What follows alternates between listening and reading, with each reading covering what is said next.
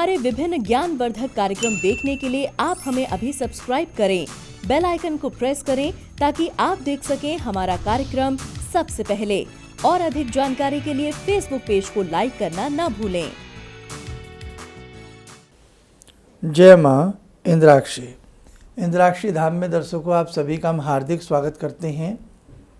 आज के दिन जिन जातकों का जन्मदिवस है, मैरिज एनिवर्सरी है, उन सभी को हमारी तरफ से बहुत बहुत शुभकामनाएं। आज का पंचांग 23 अक्टूबर सन 2020 दिन शुक्रवार, आश्विन माह शुक्ल पक्ष संवत 2077। तिथि आज सप्तमी भी है और आज 6:57 तक सुबह सप्तमी का योग, उसके बाद अष्टमी का योग। नक्षत्र उत्तराषाढ़ा, राहु काल 10:30 से 12, दिशा शूल पश्चिम दिशा। जो साधक अष्टमी और नवमी की बेला चाहते हो तो कल का दिन जो रहेगा वो आप अष्टमी का भी पूजन कर सकते हैं और नवमी का भी आप पूजन कर सकते हैं। इसलिए भगवती ने संयोजित रूप कल का रखा है।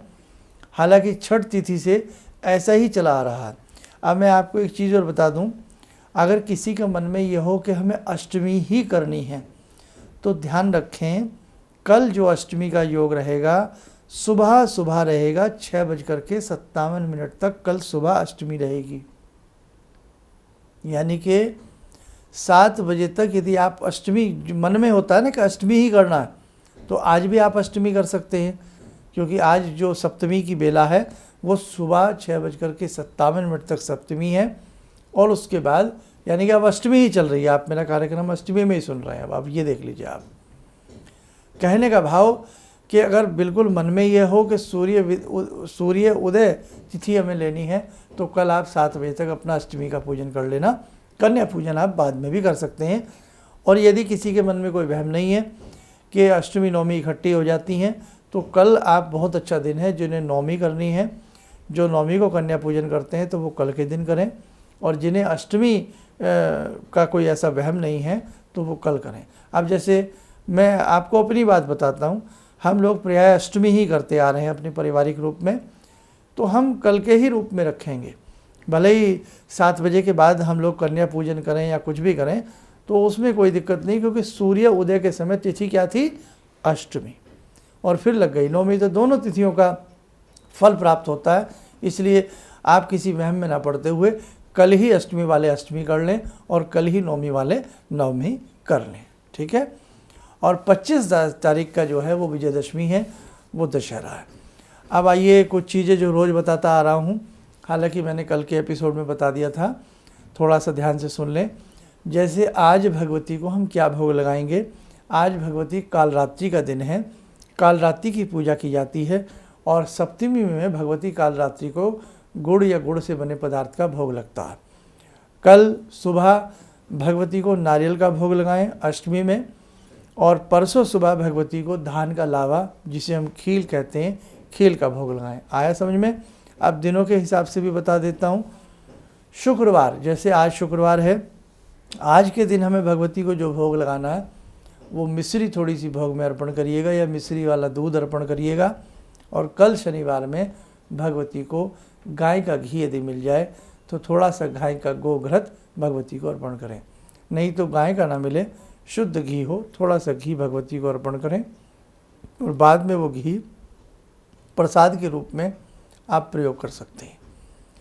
कोई भी भगवती को अर्पण की गई कोई भी ऐसी खाद्य पदार्थ जो भी आप अर्पण करते हैं, दूध करते हैं, केला करते हैं और कोई फल करते हैं, मिठाई करते हैं, तो उसे प्रसाद के रूप में घर में ग्रहण कर लिया करें। किसी तरह का कोई वहम नहीं है, डर नहीं है, भगवान का प्रसाद है, उसे कहीं जल प्रवाह नहीं करेंगे। बहुत लोग हमसे पूछते हैं क्या इस प्रसाद को, अरे भाई जल प्रवाह क्यों कर रहे हो, ये तो बड़ी किस्मत से भगवती का प्रसाद खाने वालों को मिलता। माँ अन्नपूर्णा की रसोई का प्रसाद है, माँ अन्नपूर्णा का इसमें आशीर्वाद बरसता है भगवती इंद्राक्षी का, इसलिए इस प्रसाद को आप स्वयं यूज़ करें परिवार के रूप में। दूसरी बात, कात्यायनी हो, कालरात्रि हो, महागौरी हो, सिद्धिदात्री हो, दसम महाविद्याओं के किसी भी रूप की हम बात करें, जिस रूप में हम देवी को ध्याते हैं, देवी उसी रूप में प्रत्यक्ष होती हैं अच्छे अच्छे साधकों को। हम जैसे आम साधकों को जिस रूप में हम भगवती को ध्याते हैं उसी रूप का भगवती हमें आशीर्वाद देने लगती है। चाहे जैसे मेरे मुंह से अक्सर सुनते हो इंद्राक्षी धाम में आपका स्वागत है, तो चाहे इंद्राक्षी देवी हों, चाहे शताक्षी देवी हों, चाहे कात्यायनी हों, महागौरी हों, कालरात्रि हों, ये भगवती का ही रूप है। और जिन्होंने दुर्गा सप्तशती इस बार बहुत अच्छे से पढ़ी है, डे बाय डे आप अपना पाठ कर रहे हैं, तो आपको तो बहुत सारी बातें उसमें पता लग ही रही होंगी। अब एक चीज़ और है कि जैसे कि कल के दिन हमें कन्या पूजन करना है, तो हमें अब जो कलश हमने रखा है हम उस कलश का क्या करें। उस पहले कन्या पूजन कर लें, सब कुछ कर लें, और जब कन्या पूजन आप कर चुके हों या उससे पहले वो नारियल उठा करके पहले अपनी आरती वगैरह करके और जो भी आपने भोग बनाया है भगवती को अर्पण करें। जो भी आपने पूरी बनाई है, हलवा बनाया है, जो भी बनाया है भगवती को अर्पण करें। और जिस कढ़ाई में हलवा बनाया है उसको भी तिलक करें और उसके कुंदे पर मोली बांध दें, नमस्कार नमन करें, भगवती को अर्पण कर दें। और जो भी सामग्री बनी है भगवान को अर्पण करें। भगवती को कहने का मतलब परमेश्वरी को भोग लगाएं। उसके बाद आप जो कलश के ऊपर नारियल है वो नारियल घर की महिला अपने आंचल में ले, पल्लू में ले ले प्रसाद समझ करके, और उसको तोड़ लिया जाए।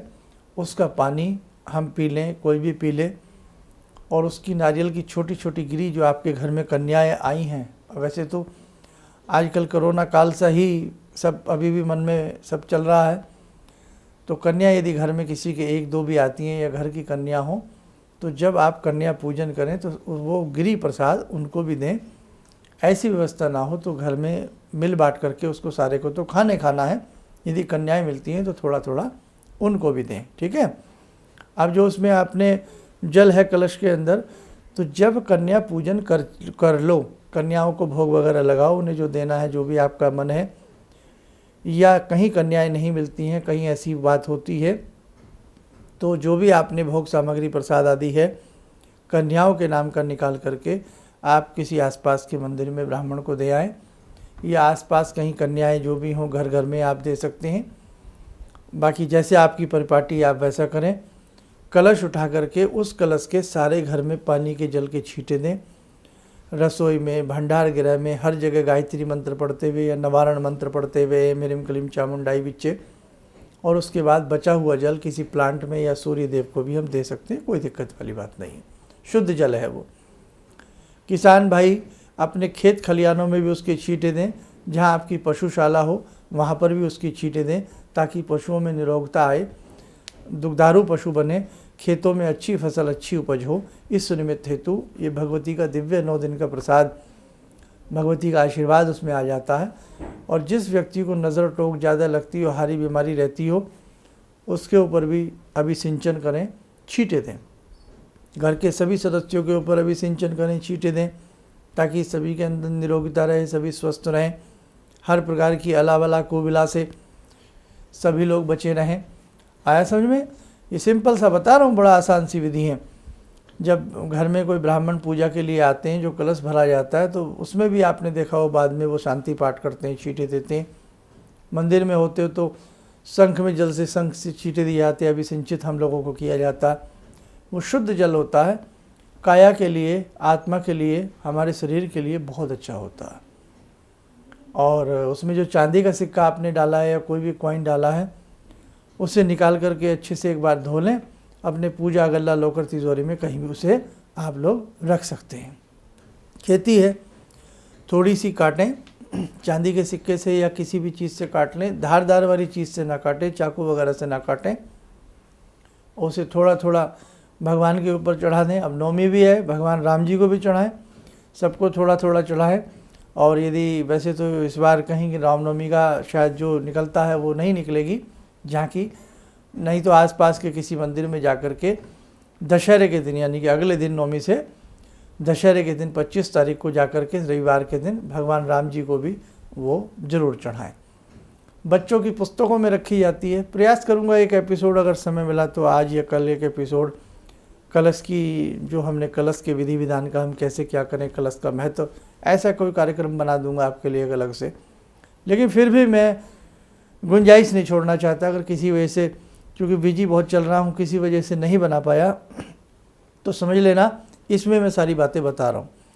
तो भगवान राम जी को भी चढ़ाएं, और बच्चे जो होते हैं अपने घर की पुस्तकों में, रामायण जी में, धार्मिक पुस्तकों में थोड़े थोड़े 2-4 बाल उनके रखिएगा। बस अब इतना मैं इसमें कह सकता हूँ। दोबारा 1-2 बार ये पूरी वीडियो सुन लेना और कुछ ना कुछ अच्छा ही आपको समझ में आ जाएगा। आइए दर्शकों, समय हो चला है। आज भगवती के रूप से हम पुनः जुड़ते हैं, भगवती के कालरात्रि रूप से। प्रार्थना करें कि भगवती कालरात्रि हम सबको वरद आशीर्वाद दें।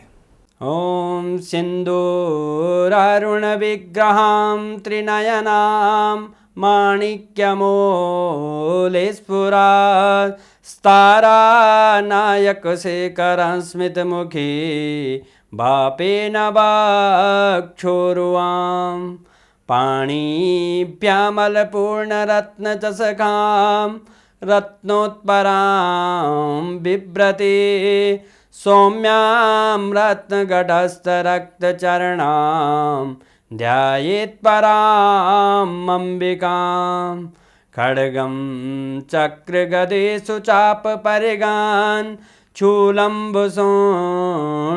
शिरा शङ्खं संदधतीं करे स्त्रीनयनां सर्वाङ्गभूषावृतां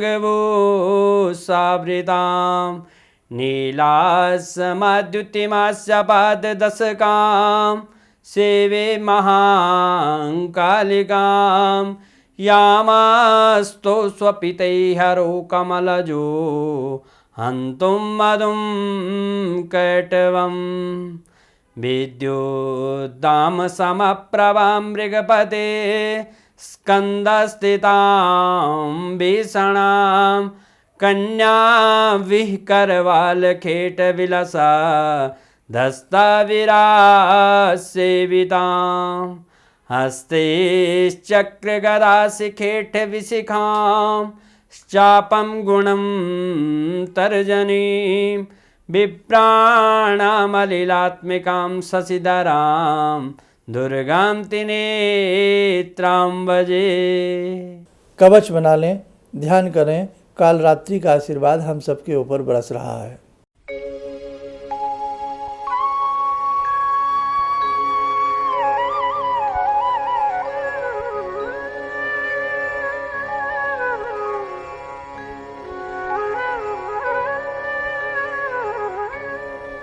ओम बोलते हुए नेत्र खोलें, सामान्य हो जाए।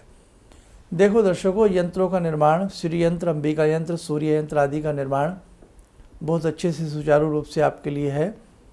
दीपावली की रात्रि तक ये रहेगा। इन बिटवीन आप कभी भी अपने लिए यंत्र जो हैं रजिस्टर्ड करा सकते हैं। यंत्रों का विधि विधान आप तक भेजा जाता है, सारी बातें बताई जाती हैं। यंत्र भगवान का ही एक प्रतिरूप होता। अंबिका यंत्र जो भगवती के साधक हैं, दुर्गा जी के साधक हैं, वो अंबिका यंत्र अपने घर में ज़रूर स्थापित करें, जैसे भी आपकी पॉकेट अलाउ करती है। जो श्री यंत्र है, ये महालक्ष्मी कमला का बहुत सुंदर प्रतिरूप है। और ऐसा नहीं है कि अंबिका यंत्र से आपके कार्य नहीं बनते, यानी कि जब हम किसी भी यंत्र की सेवा पूजा पाठ करते हैं, भगवती हमें आशीर्वाद ज़रूर देती हैं, देर सवेर हमें ज़रूर मिलता है। लेकिन ये डेफिनेशन कहना आपके लिए बिल्कुल मेरे मुख से गलत होगा कि यंत्र रखिए और किस्मत बदलिए। ये बातें मुझे शोभा नहीं देती, और ना ही इस प्रकार की चीज़ें हम आपको कह सकते हैं, और ना ही आप ऐसी अपेक्षा रखें। यंत्र साधना है, ये एक तरह से साधना मार्ग से हम आपको जोड़ रहे हैं। तो ख़ास तौर से दोनों यंत्रों का बहुत अच्छा कॉम्बिनेशन है, श्री यंत्र, अंबिका यंत्र और सूर्य यंत्र। सूर्य नवग्रहों के राजा हैं।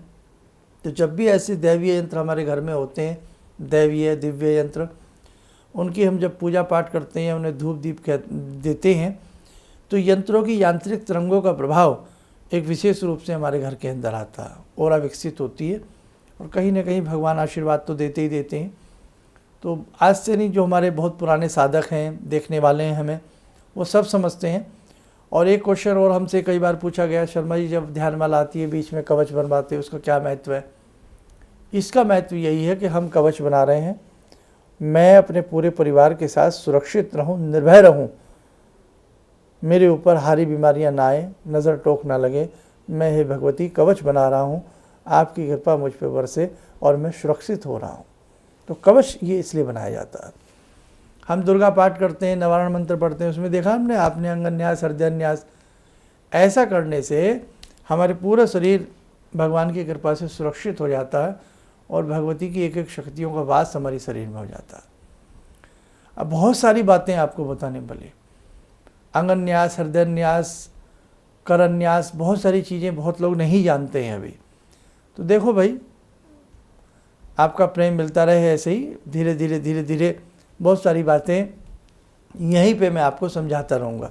अब तो कुछ ऐसे भी मेरे साधक हैं, मुझे दिखता है आपके कुछ परिवार वाले आप पे हंसते भी हैं कि भाई आप तो पंडित जी बन गए, अब तो आप पंडिताइन बन गई, अब तो आप गुरुजी बन गए। हाँ, ऐसी भी बातें सुननी पड़ती हैं भाई, अपने धर्म के लिए। क्या हमारा धर्म ऐसा ही है?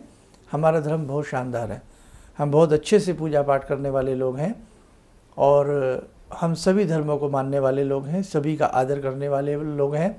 हमारे तो मंत्रों में आता सर्वे भवन्तु सुखिने सर्वे सन्तु निरामया, सर्वे भवन्तु सुखिने, कि हम तो प्रार्थनाएं भी ऐसी करते हैं कि सभी सुखी रहें, सर्वे भवन्तु सुखिने सर्वे सन्तु निरामया। तो ऐसा नहीं है, सभी के लिए हमारे धर्म में प्रार्थना की जाती है। तो कोई बात नहीं है, कोई जैसा कहे कोई बात नहीं, वो उसका मन है। लेकिन मेरे साधकों, मीराबाई कृष्ण में जब विलीन हुई ना, पता नहीं क्या क्या उनको सुनना पड़ा। सुदामा भी काख में तंदूर छुपाए खड़े थे, लोग उपवास कर रहे थे, लेकिन जब भगवान श्री कृष्ण स्वयं लेने आए ना, तो पता लगा। बिल्ली न जाने कब से बेर रखती थी, फल रखती थी, कब से फूल राह में सजाती थी, कांटे बीनती थी, लोग क्या क्या सोचते होंगे। लेकिन जब भगवान राम आए तो आप देखिएगा ना, रामायण जी में उनका जिक्र है। तो ऐसे ही हमें लोग कुछ भी कहें, पाखंडी कहें, हमें कुछ भी कहें, आप अपनी साधना आराधना, मेरे दर्शकों मेरे साधकों, आप छोड़ना मत। जीवन एक ही मिलता है, मरने के बाद ठीक है हम फिर जन्म ले लेते हैं, लेकिन आज जिस स्वरूप में हम हैं, जिस नैन नक्श के साथ हम हैं, जिस नाम के साथ हम हैं, जो हमारी एक पहचान आज बनी हुई है, वो दोबारा नहीं आएगी। इसीलिए आज ही मौका है। तभी तो रावण ने अंतिम क्षणों में क्या कहा था, काल करे सो आज कर, आज करे सो अब, पल में प्रलय होएगी। तो कहने का भाव, हमें भगवान ने सुंदर मौका दिया है, आप यूं ही अपनी भक्ति मार्ग पे चलते रहिएगा। जय माँ इंद्राक्षी। मेरी बहुत दिन से दिली इच्छा थी कि आप जैसे कोई मुझे धर्मात्मा पर महापुरुष मिलें और मैं वहाँ जाके जुड़ के और देश समाज से के लिए कुछ कर पाऊँ। कई चीज़ें हैं समाज में, समाज सेवा में भी मन में वो शांति नहीं मिली, जैसे आप समझ सकते हैं कि बहुत सारी गड़बड़ियाँ भी रहती हैं। आज का अनुभव यही है कि मुझे आस लगता है कहीं सही रास्ता मिल गया है, सही मंजिल मिल गई है, जो मैं करना चाहती थी शायद अब मैं कर पाऊँगी। किसी भी समस्या के समाधान के लिए मिले प्रसिद्ध हस्तरेखा एवं वास्तु विशेषज्ञ प्रोफेसर धर्मेंद्र शर्मा जी से। नोट: शिविर में भाग लेने हेतु एवं व्यक्तिगत रूप से मिलने के लिए कॉल करने का समय सुबह 10 बजे से शाम 6 बजे तक। हमारे विभिन्न ज्ञानवर्धक कार्यक्रम देखने के लिए आप हमें अभी सब्सक्राइब करें, बेल आइकन को प्रेस करें ताकि आप देख सकें हमारा कार्यक्रम सबसे पहले।